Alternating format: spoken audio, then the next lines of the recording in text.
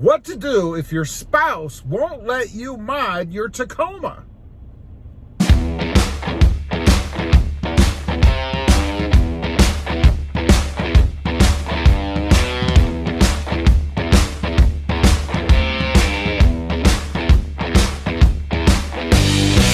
Well, good morning, everybody, and how are you today? Pretty good here, and that's right. What should you do if your spouse won't let you mod your Tacoma?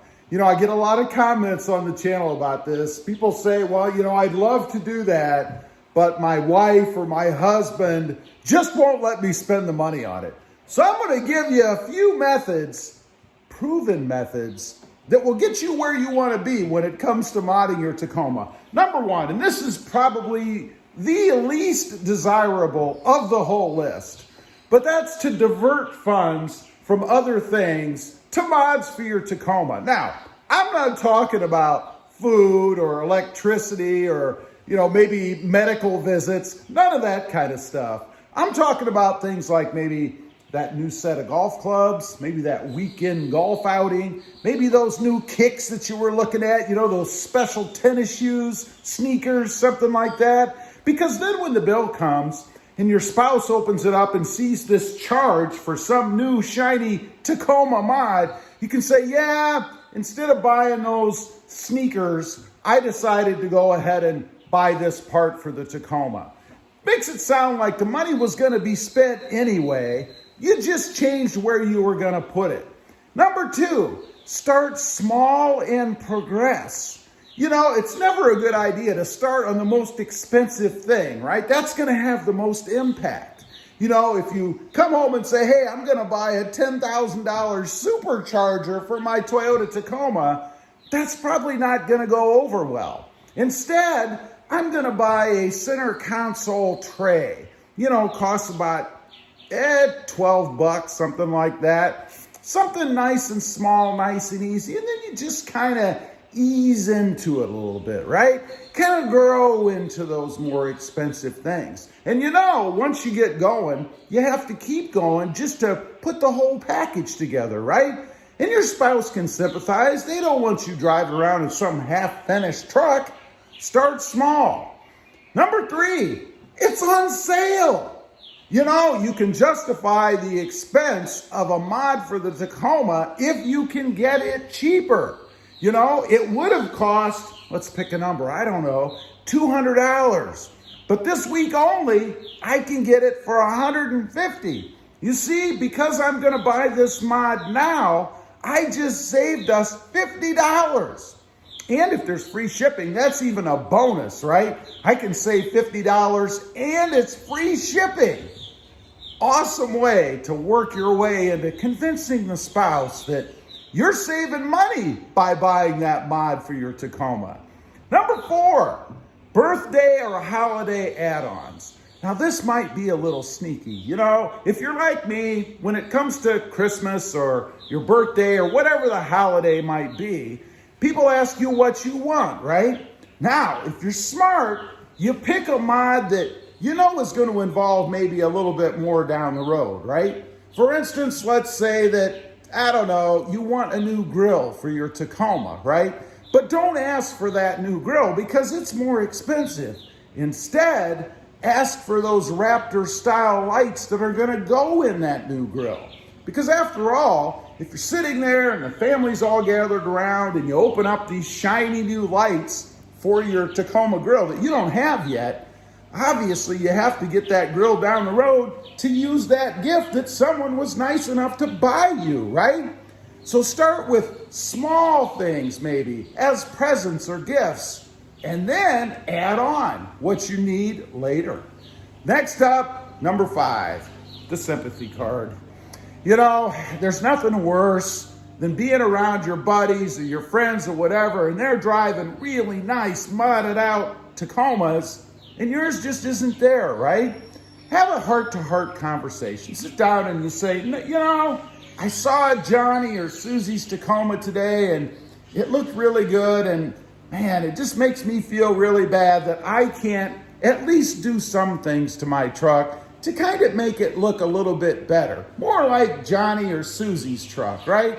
I don't have to spend a fortune to get there, but it'd be nice to kind of spruce it up a little bit, you know? Don't you think that would be good? I mean, you get to drive it sometimes too, if you let your spouse drive your Tacoma.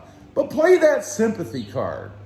Number 6, always better to ask for forgiveness than permission, right? And I hear a lot of people doing this. People say that they go out and they buy these mods and then they show up at the house and the spouse is like, what is that? And then they get all upset because they spent the money on this brand new mod for their Tacoma. But hey, you've already done it, right? And how much is it going to cost to send that back? Do you really want me to waste the money to ship that back to the supplier? Well, heck no, it's already here and it'll make a heck of a difference on the Tacoma. Number 7, it's a way to keep the truck that you have without going out and buying something new.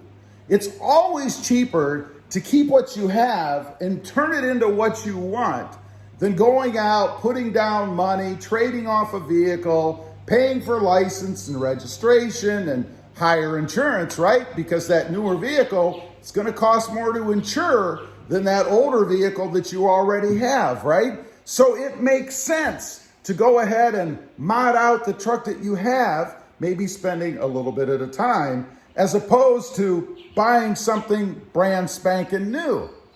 You can save money by modding, right? Number 8, the old give and take. You know, if you're like my household, you know, my wife has a Jeep Wrangler JL right behind me here, and she's into doing things to it as well, some mods and stuff. So it's always a good idea to include your spouse in the modding process. You know, it's kind of hard to say no when somebody else just got something, right? So maybe you pick up some kind of a mod for your spouse's vehicle. Now that doesn't even have to be a part, right? It could be a simple spa day for their vehicle, right? You've decided that you're gonna take their vehicle in and have it all cleaned up for them, make it look pretty, make it smell good. And then shortly, and this is the key, timing is everything, right? Shortly, probably the same day, you want to mention that, man, their vehicle looks really good and I could really make mine look better if I got X. Give it a try. You'll be surprised. Last up, number 9, you're going to do the work yourself, right? You're going to go ahead and put those mods on and you're going to save money. Again, we're saving money by putting mods on, right? By not taking it somewhere else and paying for labor. So it's a must do, right? And most mods, unless you're going really extreme, can be done yourself anyway, right? With just a rudimentary set of tools. It's a money-saving proposition. How can they possibly say no? Anyway, leave a comment. Let me know what you think. Does your spouse ever tell you that you can't mod your Tacoma because they don't want you to spend the money? And what do? I'd be curious to know. Also, real quick, if you're interested, I have 2 additional channels. The first is RobMotive JT, all about my 2020 Jeep Gladiator. And the second is RobMotive Civic, about my experiences with the Honda Civic Type R and the Honda Civic Sport hatchback. Check them out, and if you like them, why wouldn't you subscribe? Don't forget to click that notification bell so that you don't miss out on any upcoming videos. And do me a favor, smash that subscribe button on the way out. Thanks for watching. Happy modding. Bye.